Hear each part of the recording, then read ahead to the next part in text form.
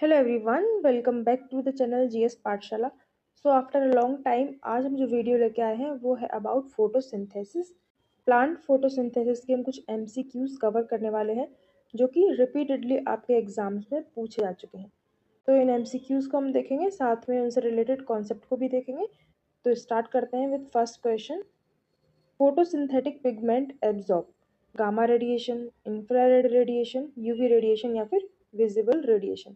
तो इसका right answer क्या होगा? Visible radiation. जो हमारे फोटोसिंथेटिक पिगमेंट्स हैं लाइक क्लोरोफिल, एंथोसाइनिन, ये सब जिस लाइट को एब्जॉर्ब करते हैं वो होती है हमारी visible light. Next question, in the photosynthesis process PS2 absorb energy at और जस्ट बिलो। तो फोटोसिंथेसिस की जो प्रोसेस है उसमें जो लाइट एब्जॉर्ब होती है वो किस वेवलेंथ की होती है, हमें वो वेवलेंथ बतानी है। 680 nm, 700 nm, 780 nm या फिर 870 nm। तो इसका राइट आंसर क्या होगा? 680 नैनोमीटर्स। एक फोटोसिंथेटिक कॉम्प्लेक्स होता है PS2, ये जिस वेवलेंथ की एनर्जी को एब्जॉर्ब करता है वो वेवलेंथ हमारी क्या हो जाएगी? 680 nm। Next question, in bacteria photosynthesis comes from. जैसे प्लांट्स में हमारी फोटोसिंथेसिस क्लोरोफिल के थ्रू होती है, बैक्टीरिया में वही काम कौन करता है? Hydrogen sulphide, water, ammonia NH3 या फिर सल्फ्यूरिक एसिड H2SO4। तो इनमें से राइट आंसर क्या होगा? Option A, H2S। Next question, dark reaction is traced by. Dark reaction हमारे प्लांट में दो टाइप की रिएक्शंस होती हैं, dark reaction and light reaction. तो जो डार्क रिएक्शन है उसे हम ट्रेस कैसे करते हैं? ऑप्शंस देख लेते हैं। ऑक्सीजन का आइसोटोप है, फॉस्फोरस का आइसोटोप है या फिर एक्सरेज या फिर कार्बन डाइऑक्साइड। तो इसका राइट आंसर क्या होगा? Option D, 14CO2। Next question, law of limiting factor was proposed by. Options Blackman, Hill, Arnold या फिर एंजलमैन। तो इसका राइट आंसर क्या होगा? Option A, Blackman. Next question, photosynthetic pigments are located in. हमें बताना है जो फोटोसिंथेटिक पिगमेंट्स होते हैं वो लीफ के किस एरिया में होते हैं। तो अगर हमारी कोई लीफ है उसमें बहुत सारे स्ट्रक्चर होते हैं, स्ट्रोमा होता है, ग्रेना, साइटोप्लाज्म, थाइलेकॉइड, इसके अलावा सेल वॉल होती है। तो जो फोटोसिंथेटिक पिगमेंट्स हैं जैसे कि क्लोरोफिल हो गया या फिर कोई अगर कलरफुल लीव्स हैं तो उसमें एंथोसाइनिन, जेंथोफिल्स, ये सब किस पर्टिकुलर ऑर्गेनील में प्रेजेंट होते हैं? तो ये प्रेजेंट होते हैं थाइलेकॉइड्स में। इसका राइट आंसर क्या होगा? Option D, thylakoids. Next question पे चलते हैं।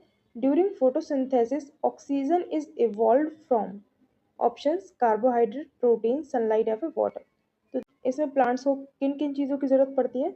सबसे पहले सनलाइट, वाटर होना चाहिए एंड क्लोरोफिल होना चाहिए। जो प्लांट ऑक्सीजन को रिलीज करते हैं वो ऑक्सीजन वो कहाँ से लेके आते हैं? From water. तो इसका राइट आंसर क्या हो जाएगा? Option D, water. Next question, dark reaction of photosynthesis was work out by. Dark reactions जो होती हैं फोटोसिंथेसिस की उन्हें सबसे पहले फिगर आउट किसने किया था? ऑप्शंस हेजनस्लेट, आर्नोल्ड, मेल्विन केल्विन या फिर एमर्सन। तो देखिए इसका राइट आंसर क्या है? Melvin Calvin, option C. ये जो केल्विन थे इन्होंने बताया था सबसे पहले डार्क रिएक्शंस के बारे में। अब हम चलते हैं क्वेश्चन नंबर 9 पे। लाइट रिएक्शन अकर इन। तो लाइट रिएक्शन हमारी होती है थाइलेकॉइड में। देखिए आपको भी थोड़ा कंफ्यूजिंग लग सकता है क्योंकि अभी हम केवल एमसीक्यूज देखते चले जा रहे हैं। अगर आपको इसकी डिटेल्ड वीडियो चाहिए, फोटोसिंथेसिस को अच्छे से समझना हो कि एक भी क्वेश्चन आपका गलत ना जाए या फिर मिस ना हो, तो आप मुझे कमेंट में बता सकते हैं। इसके ऊपर मैं एक थ्योरी वीडियो भी लेके आऊँगी। तो अगर आपको ये कॉन्सेप्ट नए लग रहे हो तो उस वीडियो को बिल्कुल मिस नहीं करना है। तो चलिए अब हम चलते हैं क्वेश्चन नंबर 10 पे। In cyclic photophosphorylation, the high energy electrons are driven out from options chlorophyll A683, chlorophyll A673, P700 या फिर P870। तो राइट आंसर क्या होगा? Option C, P700। Question number 11. The hypothesis that all photosynthetic organisms require a source of hydrogen was first proposed by। Options देख लेते हैं जल्दी से। वैन नील, हेचनस्लेक, हिल या फिर रबर एंड कमन। तो डायरेक्ट क्वेश्चन आपको याद कर लेना है। ऑप्शन ए इसका राइट आंसर है कि जितने भी फोटोसिंथेटिक ऑर्गेनिज्म हैं उन्हें हाइड्रोजन की जरूरत पड़ती है for photosynthesis. Next question, the amount required for the synthesis of one glucose molecule in C4 pathway is. एक ग्लूकोज के मॉलिक्यूल को बनाने के लिए हमें कितनी एटीपी की ज़रूरत पड़ती है इन C4 पाथवे। तो इसका राइट आंसर क्या होना चाहिए? ऑप्शंस देख लेते हैं। 18 एटीपी, 30 एटीपी, 12 एटीपी या फिर 24 एटीपी। इसको आपको डायरेक्टली याद कर लेना, कोई दिमाग लगाने की ज़रूरत नहीं है अभी। इसका राइट आंसर क्या है? Option B 30 ATP. 30 एटीपीज हमें लगती हैं जिससे एक मॉलिक्यूल ऑफ ग्लूकोज बन सके। Okay, next question, isotope popularly known to have been used in the study of photosynthesis. तो फोटोसिंथेसिस की जो स्टडी हुई है उसमें हमें बताना है कि किस आइसोटोप का यूज़ करते हैं। C16 and N15, C14 and O16, P32 and C12 या फिर C11 एंड P32। तो इसका राइट आंसर क्या होगा? Option B, carbon 14 and oxygen 16। Next question, photosynthesis is maximum in blue light, red light, blue and green light या फिर blue and red light. तो देखिए फोटोसिंथेसिस सबसे ज़्यादा होती है रेड लाइट में। Next question, photosynthesis is maximum in blue light, red light, blue and green light या फिर ब्लू एंड रेड लाइट। तो देखिए फोटोसिंथेसिस किस लाइट में सबसे ज़्यादा होती है?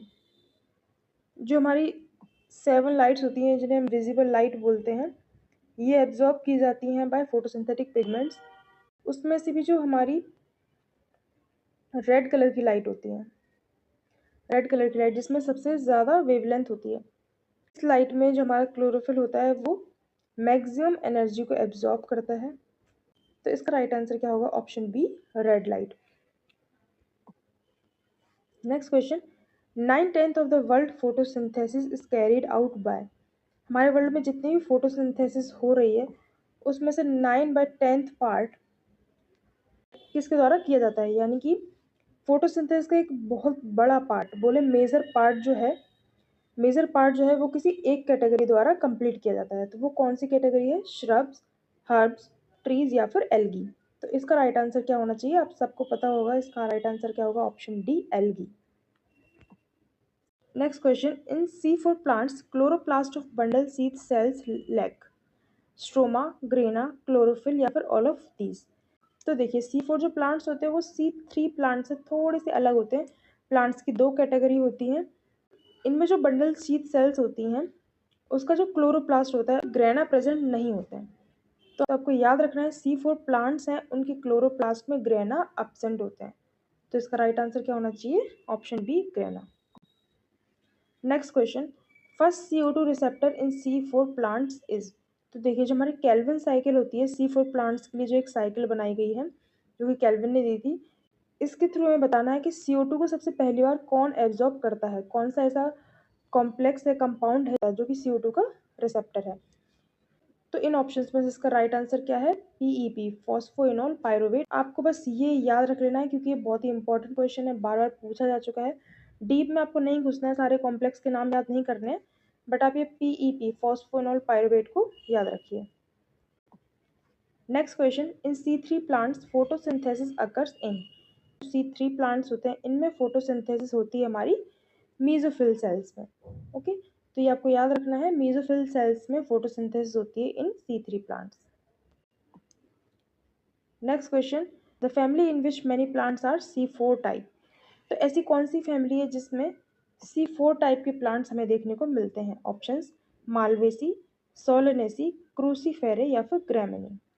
तो इसका राइट आंसर क्या होगा? Option D, Gramineae. देखिए ग्रेमिनी जो फैमिली है ये मोस्टली ग्रास फैमिली है, जितनी भी ग्रासेस होती हैं वो आती हैं इसमें। एग्जाम्पल्स इसमें क्या क्या आ जाएंगे हमारे? वीट आता है इसके अंदर, बार्ले भी आता है इसके अंदर, शुगर केन आता है इसके अंदर, ठीक है, मेज आता है इसके अंदर। तो ये जितने भी मैं आपको नाम बता रही हूँ ये सब हमारे कौन से प्लांट्स होते हैं? C4 type plants. Next question पे चलते हैं, Z scheme in thylakoid membrane is concern with. देखिए जेड स्कीम जो होती है थाइलेकॉइड मेम्ब्रेन के अंदर, एक जेड स्कीम होती है, इसका क्या लेना देना है? तो ये आपको याद रखना है, ये रिलेटेड है with electron transfer. Z scheme related है विद इलेक्ट्रॉन ट्रांसफ़र। अब देखिए इमेज में आप देख सकते हैं ये इस तरीके का जेड बनता है और इसी पैटर्न की वजह से हमने इसे नाम दिया है जेड स्कीम। ओके, तो यहाँ पे हम अपने 20 MCQs related to plant photosynthesis cover कर चुके हैं। आई नो थोड़ा सा कॉम्प्लिकेटेड टॉपिक है, कन्फ्यूजन बना रहता है C3 प्लांट्स और C4 प्लांट्स के बीच में, तो जल्दी मैं इसके ऊपर एक थ्योरी वीडियो भी लेके आऊँगी। तब तक आप प्रैक्टिस करते रहिए, MCQs आपसे बन रहे हैं तो इन्हें सॉल्व कीजिए और वीडियो आपको किस हद तक यूज़फुल लगी है हमें ज़रूर कमेंट करके बताएं। और आपके कॉम्पिटिटिव एग्जाम्स की तैयारी में हम थोड़ी सी भी हेल्प कर पा रहे हैं तो इस चैनल को सब्सक्राइब करना बिल्कुल नहीं भूलना है। वीडियो अगर पसंद आई हो तो एक लाइक ज़रूर करें। हम मिलते हैं नेक्स्ट वीडियो में विद नेक्स्ट टॉपिक।